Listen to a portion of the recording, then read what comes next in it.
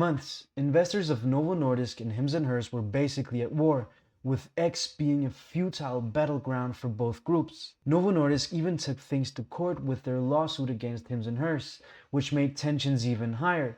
Investors on one camp were saying that Hims & Hers would die based off this lawsuit, and on the other side you had investors saying that Novo Nordisk would be disrupted by Hims & Hers.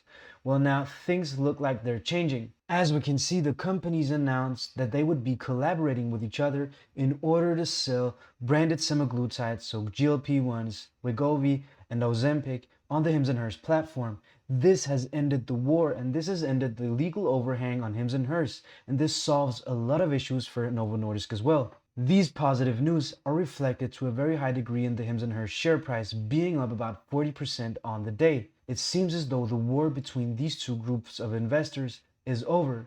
I am a shareholder in both companies. I even sold a little bit of Novo Nordisk to increase my stake in Hims & Hers when the share price dropped dramatically. I have been very vocal on this platform about where I see these companies heading in terms of value creation, and I shared this idea throughout this feud that these companies would enjoy a symbiotic relationship as they feed very well off of each other. With labs, Hims & Hers can increase customers' and patients' insights and awareness into their biomarkers and make them more proactive and preventative in terms of their role with their own health. Novo Nordisk is a global innovation and production and optimization platform that has immense capacity to produce and innovate on drugs. With labs, Hims & Hers would likely increase the frequency and volume of drug intake as they improve visibility and insights into customers' health. And Novo Nordisk has the preventative and proactive medicines that would very much enjoy the benefits of a proactive platform that could identify these needs proactively, right? So basically, Hims would increase volume of consumption, which is beneficial for Novo Nordisk. After frantically hitting the refresh button on the Novo Nordisk company announcements page like an absolute madman, the confirmation finally came.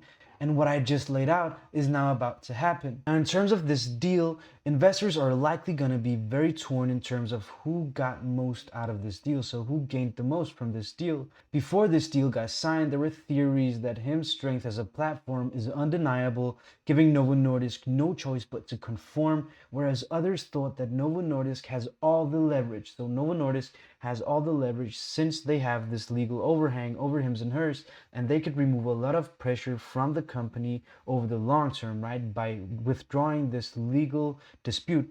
Now, as per usual, I think the truth is much more nuanced than this. I think the truth is very nuanced. I think both companies are getting a great deal out of this new partnership, right? And I'm gonna go through my thoughts on this partnership in this video. Now, when it comes to Hims & Hers, I and other creators have stated that Labs is purely transformational.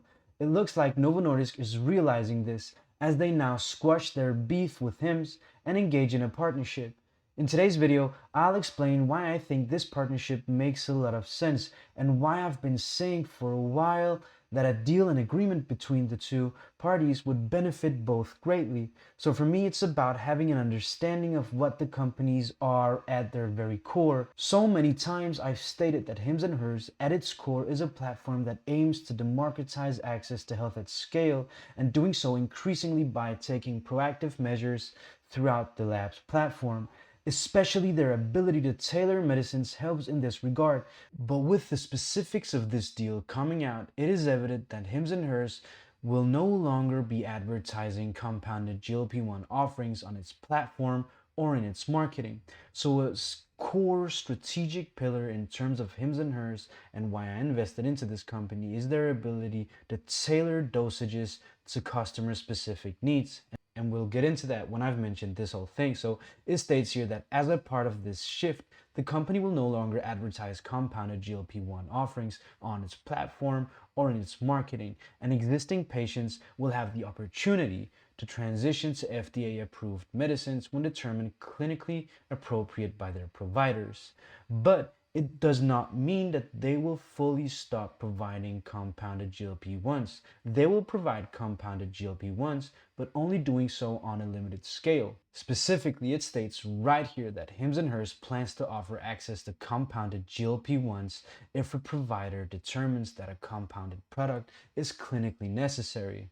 So this point of clinical necessity contains things such as different dosages, it contains things as different specific delivery methods, it contains things such as removing specific compounds from the medicine. So they'll basically stop advertising these products on their platform, and they'll try to funnel consumers more into these branded GLP-1s. This is the way that I interpret this. They will stop advertising them, but they will not fully stop providing them if they deem it to be clinically necessary. If it's deemed to be clinically necessary, they can still offer compounded GLP-1s. But this does not mean that there's no optionality in the branded options available on the platform. Hims and Hers with Novo Nordisk get access to a lot of different dosages. It states right here that Hims and Hers has entered into an agreement with Novo Nordisk that will bring Ozempic 0.512 milligram injections onto their platform, and it states all the different dosages that will be brought onto the platform. They will likely also get the 7.2 milligram dosage. So what I'm trying to get at here is that with the branded offerings that they'll get on their platform, this means that they solve a huge pain point, right? So if customers through the lab's platform learn that they need a specific dosage, with this broad assortment of available branded medicines, they will actually be able to meet those demands. And they'll be able to meet those demands through compounded semaglutide if it's deemed to be clinically necessary. They'll funnel more people into these branded offerings, but still offer compounded semaglutide on a limited scale. My point is that the whole idea of Hims and Hers personalized dosages of medicine does not die with this partnership. Hims and Hers still has their moat intact in terms of personalization. You have a lot of different optionality with the available branded dosages, right? So this is just a very positive thing for Hims and Hers. Hims and Hers, being a precision platform, will still be using compounded GLP-1s in edge cases. So compounding will be a sort of precision tool in edge cases. If standard dosages do not work, they will be using the compound alternatives. But the standard dosages will likely be used in most cases because most people actually fall under these normal dosages. But compounding will become some sort of precision tooling for Hims and Hers as a precision platform. So this is also another reason why these two companies are so beautifully synergistic. Hims and Hers is a precision platform that can democratize access to these different dosages, but use compounding as a sort of edge case, use case, right? So basically, with this deal, the legal overhang in terms of Hims and Hers is relieved now, right? But also, Hims and Hers as a platform with their customers get access to the most efficacious weight loss pill on the market, a highly potent peptide on the market, right? While Novo Nordisk gets a major pain point of theirs solved, specifically distribution, but we'll get into that. So Hims and Hers as a company and platform being able to sell branded semaglutide on their platform fueled a period of massive growth, right? So what we see right here is the company starting to sell these compounded branded semaglutide solutions, and this fueled massive growth for them until Q2 2025, where they no longer were able to do that. And since then, they've picked up growth. So this signals, as I said in my previous video, something about Hims and Hers fundamentally being able to solve a growing degree of pain points for customers, since they're able to grow their overall revenues without this immense growth driver, right? This could fuel a lot of growth for them. We're still to see the specifics of the deal, so the splits between the two, but regardless of whatever it is, this will bring a lot more customers onto the platform, and they'll be able to cross-sell a lot of more solutions to them, right? Hair loss, all these other things, they'll be able to bring them into the lab's ecosystem. So this is something that is just basically good in terms of customer acquisition, bringing more people onto their platform. We also saw this very thing in terms of their total subscriber growth, where this period where they were able to sell these branded semaglutide solutions, we saw massive subscriber growth, right? We're gonna see that once again now. Hims and Hers will be able to bring many more new customers onto their platform. Now, don't misunderstand me. Hims and Hers is not a GLP-1 company. It's not a weight loss company. It is not a weight loss proxy. It is a company that fundamentally will democratize access to preventative healthcare at scale. Selling semaglutide, selling branded GLP-1s on their platform is just one of the many ways that they'll be able to do that. They have so many other things. Do not get things twisted. So yeah, we could see the company going back to a period of reacceleration in terms of their revenues and in terms of their user base on their platform. So that was the fundamental understanding of Hims and Hers, with the company being a platform that will help democratize access to preventative healthcare at scale. They will do this, and branded semaglutide will just be one of the many offerings on their platform in their pursuit of reaching success on their mission of democratizing access to preventative healthcare at scale, right? So this is just one of the many steps. This is what Hims and Hers fundamentally is, and this will help you in terms of gauging and understanding this deal. Now, as for Novo Nordisk, Novo Nordisk is a global innovation, production, and optimization platform that pushes the envelope for what is possible in pharmaceutics, right? They've done this for 100 years, pushing the envelope along with Eli Lilly. With their recent strategic pivot, Novo Nordisk has sacrificed short-term profits by lowering prices, prioritizing uptake in patient volume rather than keeping their prices high, basically employing sort of the Costco Walmart playbook of volume growth rather than high margins. Now, as this nuance between the volume and price is strikingly negative for Novo Nordisk, with them guiding lower growth, so with them guiding for negative growth in 2026, the market for obesity and diabetes is immense. It is a TAM of over 1 billion people for each disease, so a TAM of 2 billion people overall, and volume uptake by removing barriers to accessibility will be a long-term play that will help create long-term value and sustainable growth for the company. So they'll be able to take a great deal of this market with their lower prices, right? Higher volumes. So they're basically addressing accessibility issues for patients. At the current moment, Novo Nordisk has just over 3 million people on obesity medicine, maybe around 4 now with the Wegovy pill having more than 500,000 patients, right? But this is still less than 1% of the total addressable market in obesity. Novo Nordisk has maybe 5 million people on obesity medicine right now. With Hims and Hers, they get access to a lot more people. Novo needs distribution. It needs the vessel of democratization, and by partnering with a telehealth company such as Hims and Hers, they meet the customers where they are.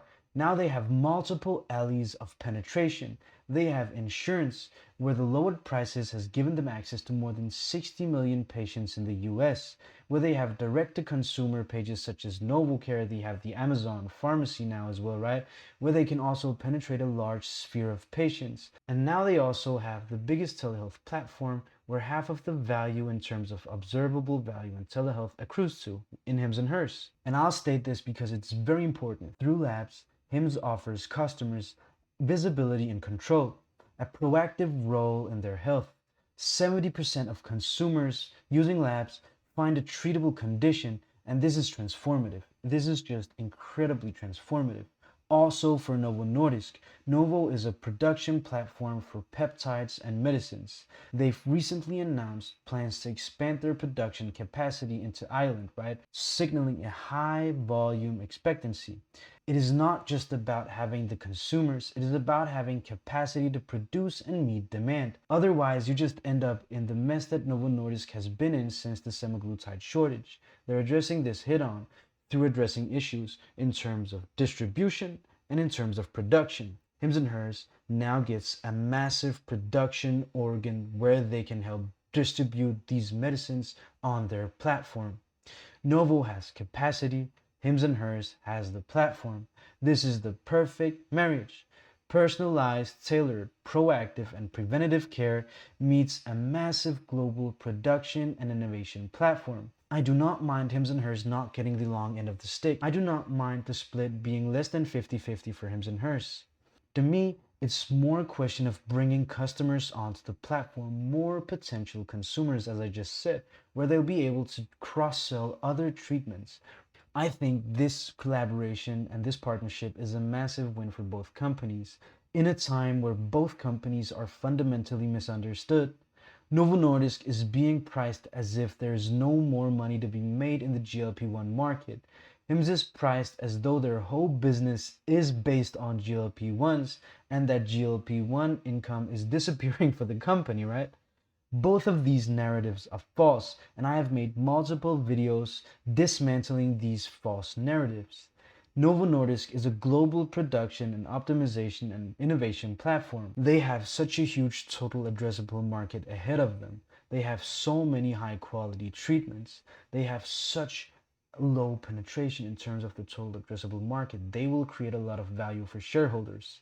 Hims & Hers is much more than a GLP-1 company. Hims & Hers is an ecosystem, is a platform, is a company that will just fundamentally increase access to good and preventative health at scale.